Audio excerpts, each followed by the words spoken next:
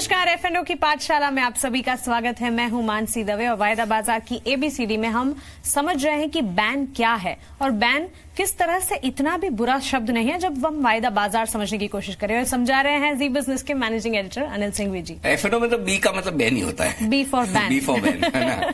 अगर एबीसीडी बनाएंगे तो बैन से ज्यादा पॉपुलर वर्ड है नहीं एफएनओ में। हाँ, राइट। तो ये बैन कैसे और कौन तय करता है? एक्सचेंजेस। अच्छा, फॉर्मूला है, कोई रॉकेट साइंस नहीं है। मानसी आप भी कर सकती है। मैं फॉर्मूला मतलब आपको पता चल जाएगा ब्रॉडली कैसे होता है। फॉर्मूला क्या है? जो एक्सचेंज ने किसी भी एक स्टॉक में टोटल पोजीशन कितनी बन सकती है वो बता रखा है। वो एक्सचेंज की साइट पर अवेलेबल है कि कोई रिलायंस है तो रिलायंस में कितनी होनी चाहिए। जो फॉर्मूला हमने बताया कि मार्केट वाइड पोजीशन लिमिट जो फ्री फ्लोट का 20% जो होता है। आप किसी भी वक्त एक्सचेंज की साइट पर जाकर देखेंगे या अगर आपके पास आप ब्रोकर और वायदा कारोबार का टर्मिनल आपके पास है तो वहां पर आपको पता चलेगा किस स्टॉक में कितनी पोजीशन बन चुकी है। जैसा हमने पिछली बार बताया, किसी स्टॉक में जो पोजीशन लिमिट अलाउड है, मार्केट वाइड पोजीशन लिमिट जिसको MWPL बोलते हैं जी, उसके 95% से ऊपर जाने पर स्टॉक बैन में चले जाता है जी। राइट। तो आप कैलकुलेट कर सकते हैं, देख सकते हैं एक्सचेंज पे कि इस स्टॉक में कितनी पोजीशन बनी है और वो 95% से ऊपर गई। अगर दिन के अंत में बाजार बंद होने के बाद, दिन के दौरान जा सकती है। देखिए एक चीज समझ लीजिए, बैन जो आता है ना स्टॉक का वो दिन के दौरान नहीं आता। अचानक ऐसा नहीं होगा किसी 2:30 बजे बैन लग गया किसी स्टॉक में। अच्छा, ऐसा नहीं है। हाँ, न 10 बजे लग गया, ऐसा नहीं है। बैन जो डिसाइड होगा, स्टॉक बैन में जा रहा है या नहीं जा रहा है या बैन से बाहर निकल रहा है या नहीं निकल रहा है, ये शाम को ही डिसाइड होता है कि कल ये स्टॉक बैन में जाएगा। हाँ, अच्छा, कल या कल से, मतलब कल से। हाँ, जब तक बाहर ना निकले वापस तब तक कल से बैन में है, या बाहर निकला तो जब तक वापस न जाए तब तक बैन से बाहर रहेगा, वैसा।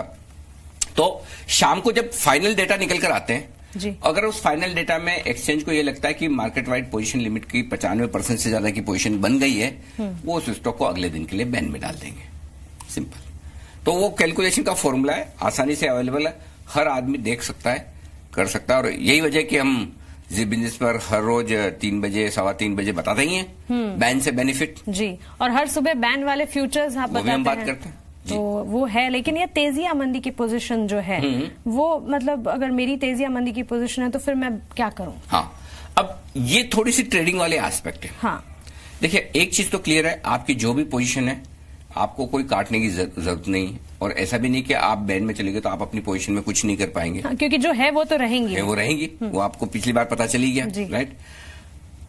देखिए स्टॉक बैन में क्यों आता है, उसके पीछे कारण समझना जरूरी है। स्टॉक बैन में तब आता है जब बहुत ज्यादा पोजीशन बनी हो, जितनी अलाउड है उसके आसपास पहुंच गई हो, ज्यादा पहुंच गई हो, तभी बैन में आता है जी।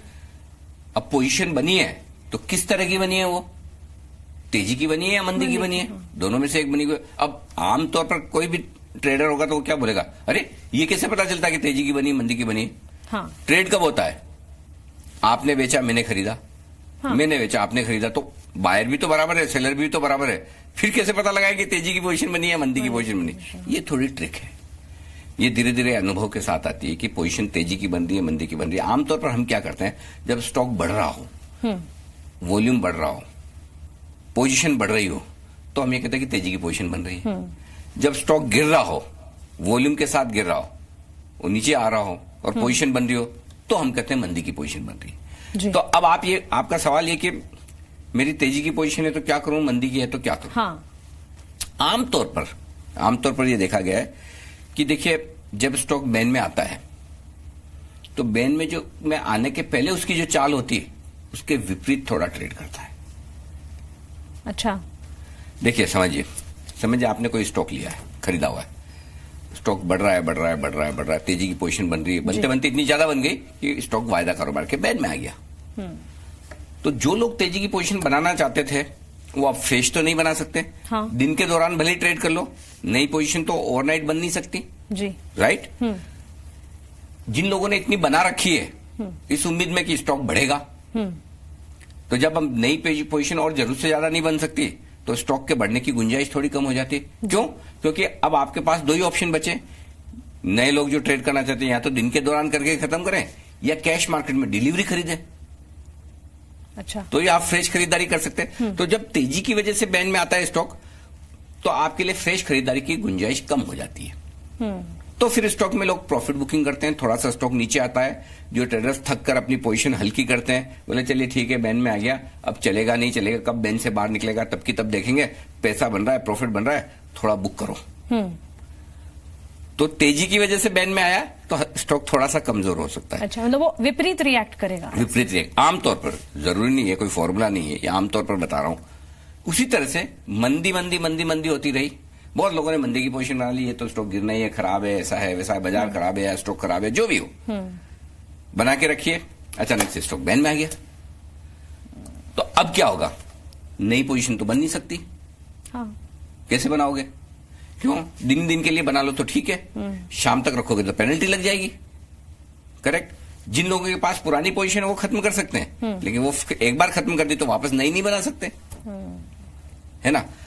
तो ऐसी सिचुएशन में तेजी वाली पोजीशन में एक बार फिर भी पॉसिबिलिटी है कि आप डिलीवरी खरीद के और स्टॉक में तेजी कर दें जी। लेकिन मंदी वाले में तो फ्रेश पोजीशन मंदी की तो वायदा कारोबार में ही बन सकती है। बिल्कुल। अगर आपके पास शेयर नहीं है तो बेचेंगे कैसे, है ना। कैश मार्केट में तो बेच नहीं सकते डिलीवरी बगैर शेयर के। हाँ। खरीद तो फिर भी सकते हैं पैसे से, बेच नहीं सकते। बेचने के लिए तो आपको फिर वायदा कारोबार ही चाहिए। हाँ। तो फिर क्या होगा? मंदी की पोजीशन के वजह से अगर स्टॉक बैन में गया तो मंदी कटेगी। जिन लोगों ने मंदी की पोजीशन बना रखी है वो धीमे धीमे देखेंगे अब शायद ज्यादा नहीं गिरे, अब कोई नई मंदी की पोजीशन तो बना नहीं पाएगा, जितनी बंदी थी बन गई, जरूरत से ज्यादा बनी हुई है, इसीलिए तो बैन में गया है, और अगर इसीलिए बैन में गया तो चलो पोजीशन काटते हैं, तो स्टॉक थोड़ा सा ऊपर आ सकता है।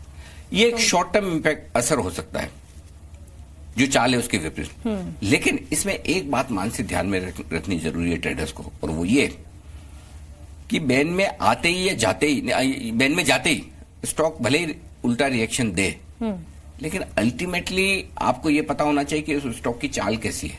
अगर चाल तेजी की है तो इवेंचुअली वो तेजी में रहेगा, चाल मंदी की है जिसकी वजह से बैन में गया तो एक बार वापस पोजीशन हल्की होने के बाद मंदी तो होगी, तो थोड़ा ऊपर आ सकता है। तो ये स्टॉक्स जो है ना बैन में बार बार जो आते जाते हैं ना, इनको ट्रेड करना बड़ा रिस्की काम है, बहुत दिमाग चाहिए, समझ चाहिए, आसान नहीं है। एक बहुत ही अजीब बचकाना लगे आपको सवाल ऐसा आ रहा है मुझे, पूछिए। मतलब ये आप बोल रहे हैं कि आप पूरे दिन में ट्रेड कर सकते हैं, ओवरनाइट नहीं कर सकते, तो फिर इसका क्या मतलब है? ये क्यों ऐसा? ये रूल है, पूरा दिन ट्रेड करो चाहे बैन में है फिर भी। देखिए एक्सचेंज क्या चाहता है, किसी भी स्टॉक में ओपन पोजीशन जो लिमिट दी गई उतनी रखिए, उससे ज्यादा मत रखिए। तो दिन के अंत में अगर पोजीशन बढ़ती नहीं है तो दिक्कत क्या है?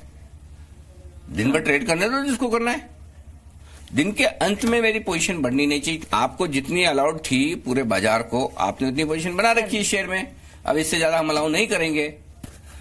मैं आपको अगले एपिसोड में ये बता दूंगा कि शेयर बैन में जाता कैसे, वो तो बता दिया, बाहर कैसे आता है। हाँ, और उससे आप कैसे फायदा उठा सकते हैं जी। और अगर बैन में शेयर पहले जाने वाला है, निकलने वाला है, उससे कैसे फायदा उठा सकते हैं वो भी मैं आपको बता दूंगा। चलिए, तो वायदा बाजार की ABCD में B माने बैन हम सीख रहे हैं, आगे भी बैन ही चलता रहेगा, तो आप बने रहे हमारे साथ। नमस्कार।